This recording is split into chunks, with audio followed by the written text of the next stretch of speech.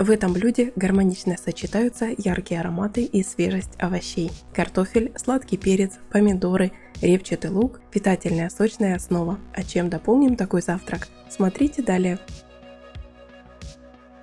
Картофель готовится дольше остальных компонентов, и поэтому с него и начнем. 3-4 средних картофеля нарезаю средним кубиком. Сковородку разогреваю, немного растительного масла для жарки. Список продуктов, который нужен для этого рецепта, вы как всегда найдете в описании под видео. Репчатый лук нарезаю полукольцами, не очень тонко. Заметьте, картофель не солю. Как вы думаете, почему? Напишите об этом в комментариях. Кольца лука среднего размера будут дольше сохранять форму, меньше вероятность, что он подгорит. Картофель обжариваю со всех сторон, почти до готовности. Засыпаю лук и жарю на среднем огне, помешивая еще до 5 минут. В это время сладкий перец нарезаю кубиком. Он следующим пойдет на сковороду, потому что готовится немного дольше сочного помидора.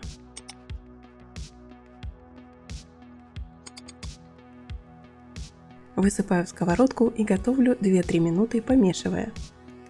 Одного среднего помидора будет достаточно. Нарезаю также покрупнее. Это последний овощной компонент. Могут быть и другие сочетания овощей. Перемешиваю, накрываю крышкой и готовлю около 3 минут.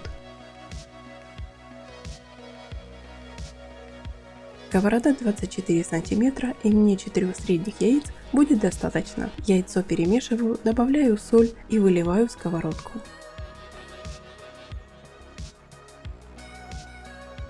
Сейчас уменьшаю огонь до минимума.